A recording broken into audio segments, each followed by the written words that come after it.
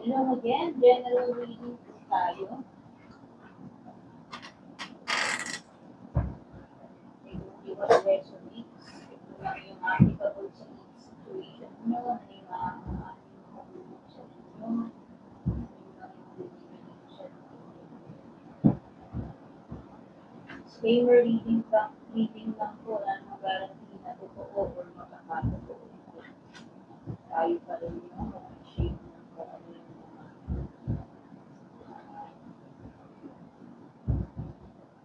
pwede nangyari sa atin. Tayo mag-reading sa tayo. Okay? Pwede nyo lang gawin pwede. Pero huwag kayong mag-rely 100% sa readings.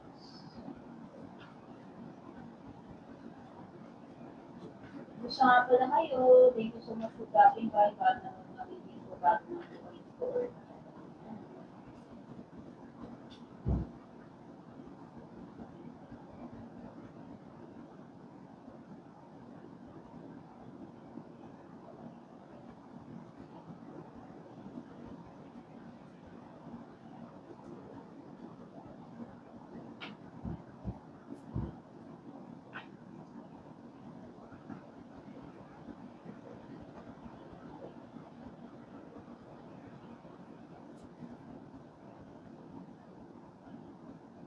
May mga changes dito with the Wheel of Fortune reverse.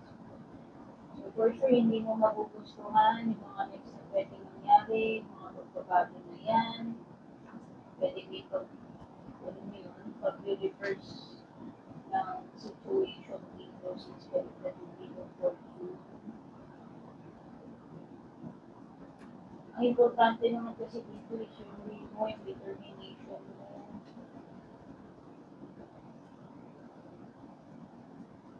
May mga bagay na maaaring magpa-hold back sa iyo, sa dito ang Devil card.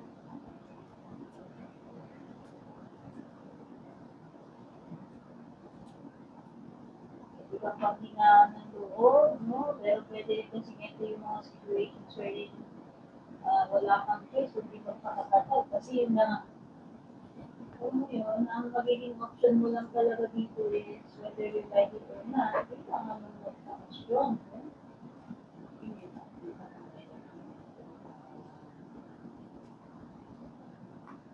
May mga times na pinipigilan mo yung sarili mo, especially sa feelings. Yung puso mo pinipigilan. Pero kasi ito si Four of Cups is an advice na makikita mo yung pinipita ng puso mo.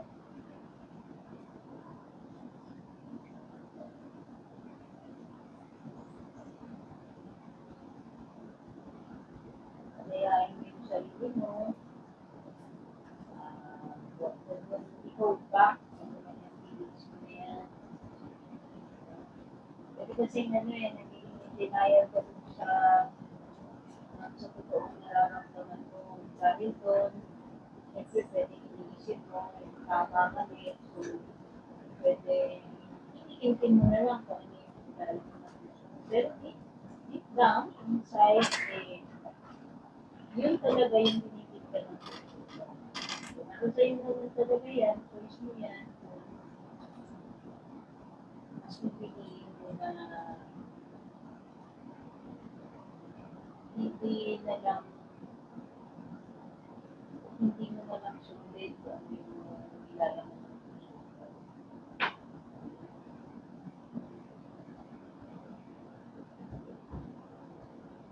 Kung nakakita ako dito ng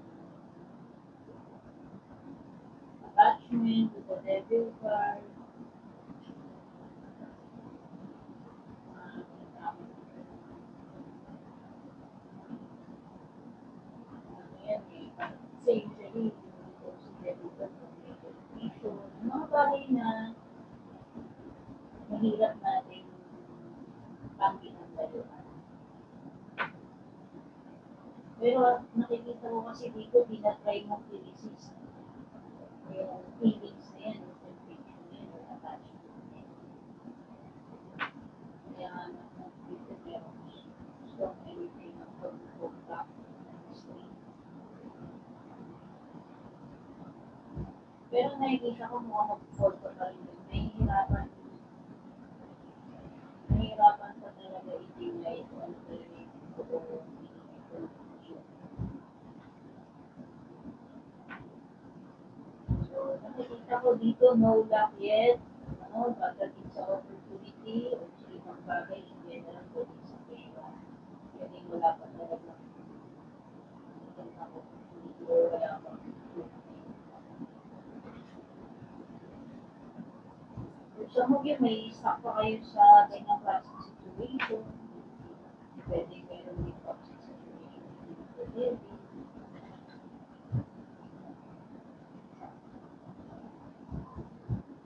Makakita rin ako dito na wala pang offer or opportunity or may pagbabagal, stagnant energy or blockage with the nine of sugars, devil cards, or focus. Pwede rin may ano dito ha, capital energy. Kahit naman anong sign, basta pang-waiting ko na lang kung saan ititawan.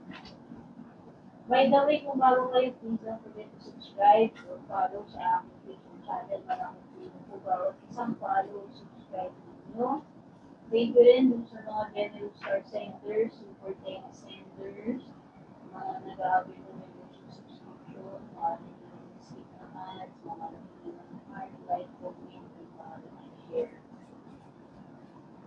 Kung gusto niyo makabay ng exclusive perks sa akin, dumiretso kayo sa one and only official Meta-verified Recruiting official Facebook page. May check sa dulo. Kayo po mismo ang mag-message. Ako po ako mag-assistant for ingat po kayo sa mga ganun kasi maraming fake na pinagaya sa akin.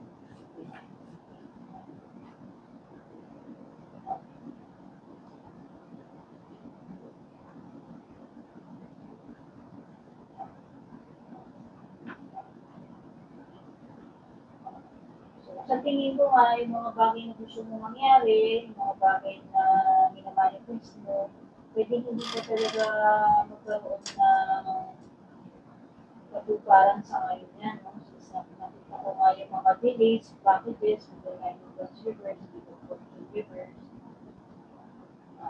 Kaya siguro, hindi talaga ito, hindi pa talaga ito yung tamang time para dun sa mga bagay. Yung mga bagay na makukulit ko, hindi ko lang din alam kung meron din mga procrastination dito. So, ano man itong mga bagay na gusto mong gawin, pwede hindi mo pa talaga masimulan magawa yan, balikat mo sa simulation. Although nakakakita naman ako ng efforts na nandun yung PDPP, pero kasi, no luck yet eh, kung tatanungin mo ba dito. Hindi ko sinasabi na umasa tayo sa luck, pero may mga times talaga na kahit na ano gawin natin, pilit natin, kung hindi pa talaga yun yung tamang time, diba? Hindi ko talaga yun. Basta importante lang, huwag kang mag-iiba. Continue mo lang yung ginagawa mo.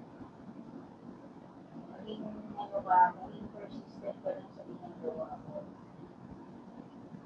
Kasi, sabi ko nga din, kanina, di ba, sa part, wala ka naman talagang choice, hindi mag-gusto, pwede rin lang ito. Yan talaga yung magiging option. Meron talaga dito hindi nagsasabi na kanyang hindi sila.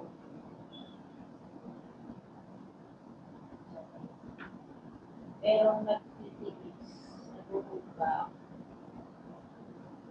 nananahimik, dito sa sarili, yan si yung mga kantos na nagsasabi na nagsasabi. Pwede rin may hindi nagsasabi ng totoo dito. Baliktad si Justice Lord. Pwedeng hinahide niya, pinipigilan niya, tinitiis niya, o hindi talaga siya nagsasabi ng totoo. Merong mga bagay dito na pwedeng piniliban niya yung kwento niya. Sabi ko nga, pwedeng lies, pwedeng pinabaliktad yung truth, yung kwento, yung iba. Kasi may manipulation dito with the magician. By the way, may dito na justice,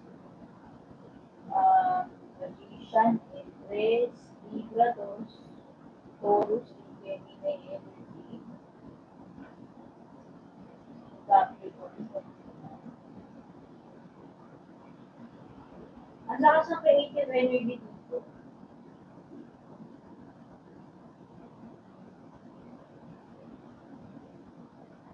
Baka ikaw ay nasa artistic side, no? Baka ikaw yung tipo ng person na tinutukoy dahil yung person sa kabin mo. So, may pagkakalimutan. Or meron talagang bagay kasi na gagawin. Sinasabi mo parang sa kind of deal. So, bagay mo sa kabila.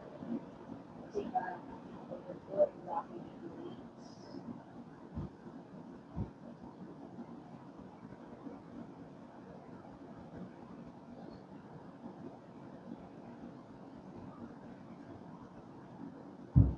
parang sinasabi ng baramo, pakawalan mo yun sa kabila.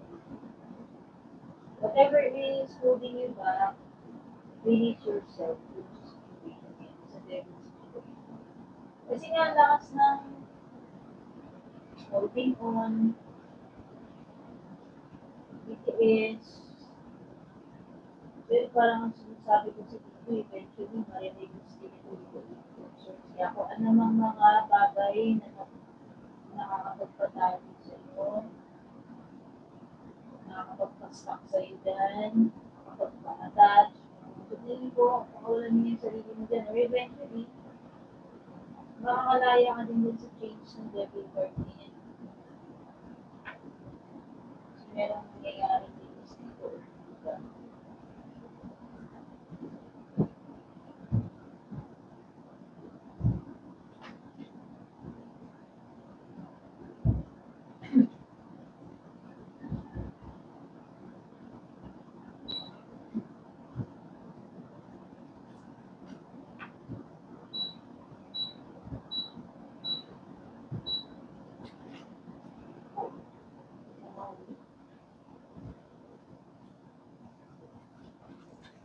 Something is telling me na yung connection to, meron nagsasabi dito na palayain niyo yung isa't isa kasi parang hindi naman talaga kayo nakatakda para sa isa't isa. By the way, nakita ko na rin yung kanina dun sa temperance card sa ilalim, may kaso pinalasa ko.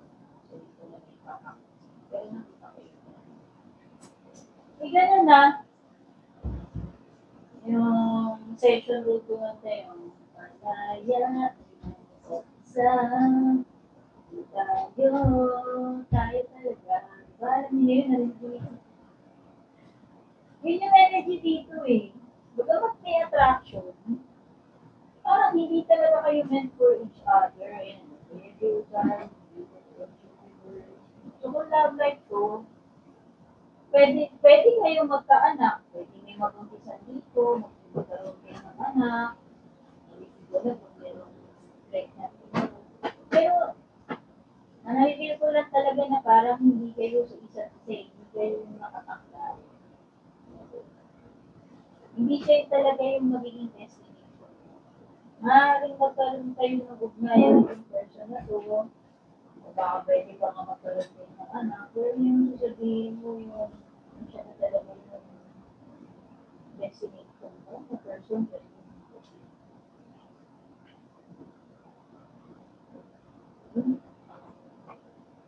takas kasi yung energy na sinasabi na palalaan. Palalaan. Dapat mo yan.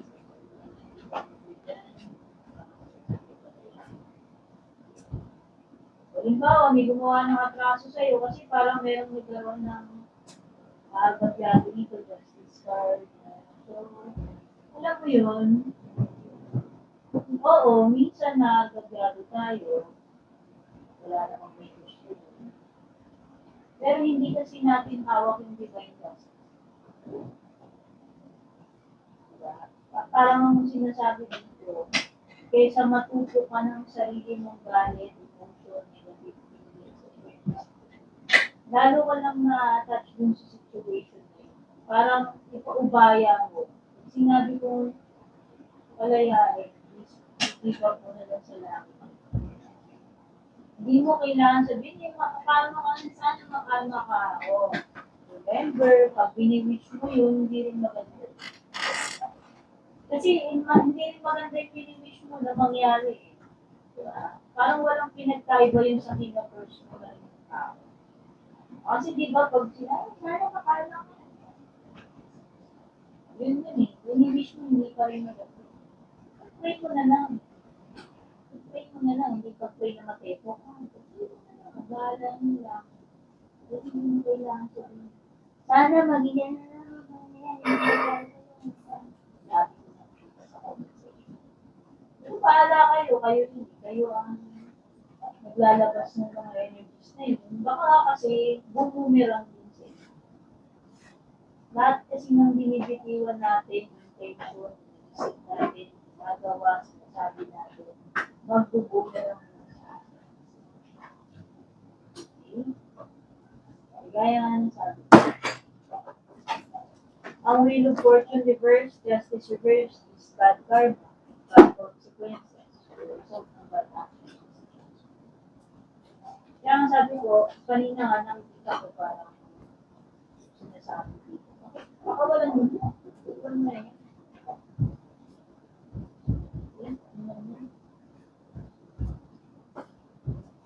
Iba napapansin sa galit mo, instead na nakakapagsimula ka ng bago, tumatagal na naka-attach ka dun sa galit mo. Ano nangyayari sa'yo? So, tingin mo ba good vibes ba yun? May maganda ba yung epekto sa'yo? Hindi. Lalo kang naging miserable. Diba? Nag-a-apply yan sa lahat.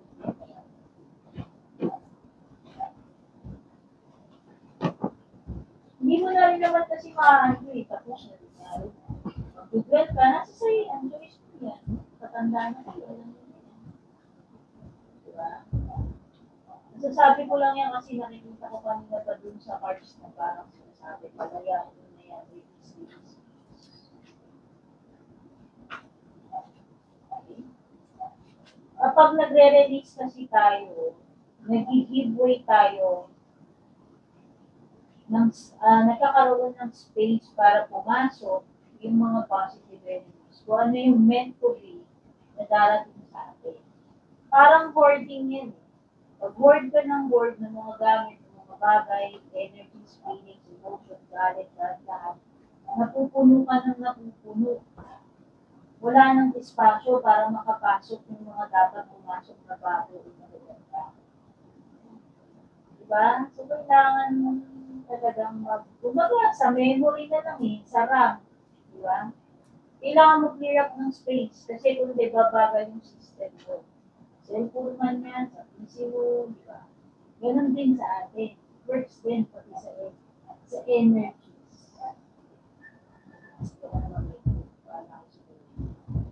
Sa ako, ang trabaho lang sa inyo, basahan ko. Ano yung mga choices mo sa buhay, choices mo yan. Hindi ko yan, hindi ko nasa cloud.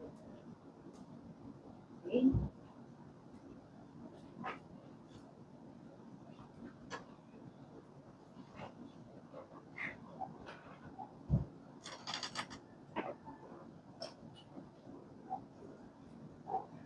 Magkaroon ka ng confidence, no?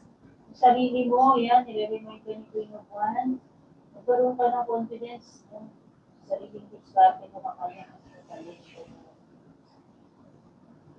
Wala eh, nakikita ko dito, isa pa kasing blockage sa'yo is wala kang tiwala. Ito mismo, wala kang tiwala sa sarili mo makaya. Nawawalan ka ng confidence.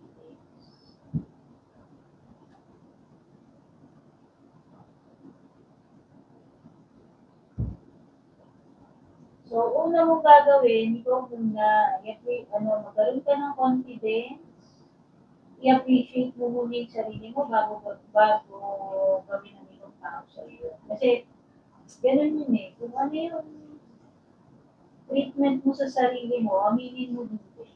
Yun yung magiging basehan ng treatment ng ibang tao sa iyo. Kaya kung wala kang respeto sa sarili mo, bawa patay na patay ka dun sa tao ngayon, walan ka na ng dangal, nawalan ka na ng self-respect, self-love, bakit ka mag-expect na siya mismo, gagalangin ka niya, respetuhin ka niya, kung ikaw mismo, sarili mo, binabalasukas mo. Diba? Parang yung mga babae, naglalabas sila, na tatanungin mo yung sarili mo, ba't nagdamit pa to? Dapat nagkubad na lang, halos nakaluwanan. Tapos pag sinipula ka, binastos ka, gagalit ka. Diba tayo rin gumagawa ng kakabastos natin. So, yung nakikita ko dito. Kung gusto mo, ito TikTok ko, yung mga sensitive ay makinig na reading ko, lumayas ko yung TikTok ko. Pag gusto mo yung ganyang treatment, simulan mo yan sa sarili mo. Gusto mo maka-attract ng person na gagalangin ka, mamahalin ka ng tunay, gawin mo muna yan sa sarili mo. Hindi yung mag-chat kayo sa page ko, tulungan mo ko, pabalikin mo yung person ko, paulit-ulit ko sinasabi, hindi ako gumagawa ng kahit anong bullshit para pampabalik ng mga jowa nito.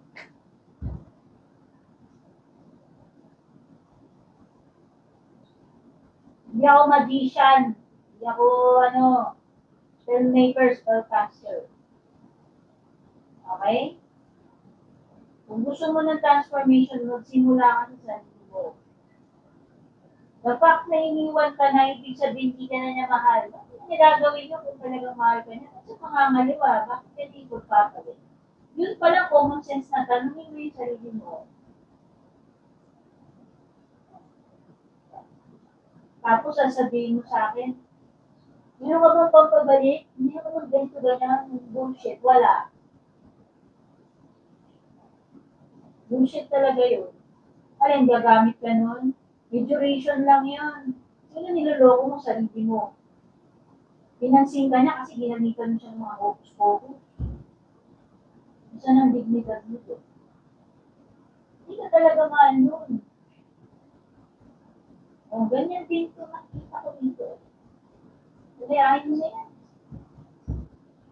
Okay? Kulayahin mo na. TikTok yun. Palagi may nag-message ko yun. Hindi ko na sinasagot minsan.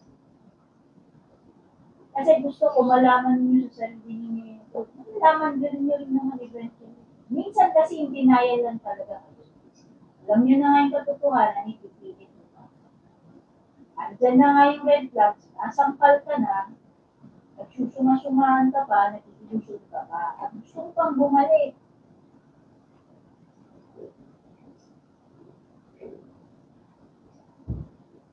Ayun na nga eh, ipipilit mo pa. Ano pa?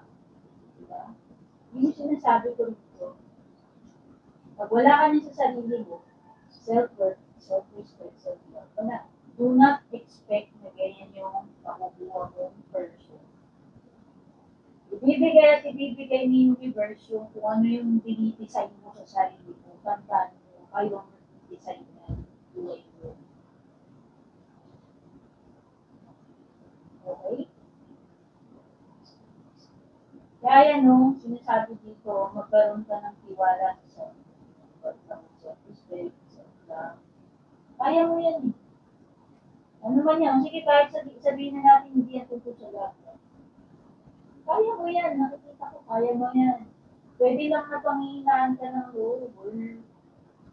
Nadadala ka lang ng mga sinasabi ng ibang tao. Wala namang ambag sa mga magiging outcome ng mga gagawin mo. Bakit ka makikinig doon? Makinig ka doon sa mga taong maganda yung magiging advice nila sa iyo. Doon ka.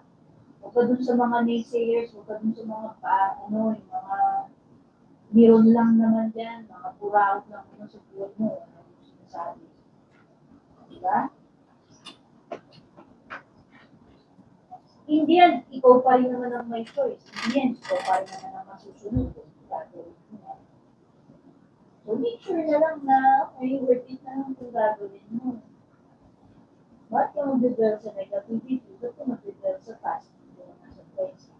Alin, para matali ka doon, mag-living card situation, mabubuhay mo, matali ka. Ano naging improve sa'yo? Wala. Kung pa ganun, wala talaga magbabago. Reverse ang wheel of fortune mo. So, wala talaga. So, anong sagot? Ano ibig sabihin yan? Anong success? Nasa sayo. Kailan ka magsisimula ng tama? Naging siyang reverse. Nasa sayo yan eh. Tignan mo, magkakaroon ng milagro. Magandang transformation. Once na simulan mo na yan, mga sinasabi mo. Wala ngayon. Yan, first. Masyado ka na negative, iniisip mo, ganyan na lang yan. May power yun. Kung ano iniisip mo sa sarili mo, baka ma-attract mo yun. Negative eh. So, feeling ko lang galing sa'yo talaga eh. Okay? So, alam mo na yan. Na-discuss ko na ng mabuti yan. Ayan, no, hindi ka makapagsimula eh. Bakit? Nakakakit ka pa rin doon. Ano yun? Nangyari sa past. Kawalan mo na yun. Yun yung talaga naman sinasabi dun sa mga baraha. Kanina ko pa kada tingin ko parang sinasabi release. Release, ganyan, let go. Ang dami. Yun talaga yung sagot sa situation mo. Mapaka-career man yan, no? Yan. So, nagka-problema mo sa sarili mo, sa love life mo, family feud, hindi ko alam. Try mo lang. Okay. Ayan, no? Maging positive ka palagi. Huwag ka na ng pag-asa. Simulan mo na yung dapat mong simulan. Huwag ka na mag-procrastinate. Let go mo na yung dapat mong negative para pumasok yung bagong energy. Huwag ka na rin masyadong magpaka, ano na yun, masyadong naive. Alam mo naman yung panahon ngayon, huwag magpaka-syunga-syunga daw, huwag magpaka-naive-naive. Huwag ka rin magpaka, ano tawag dito yun, para-para.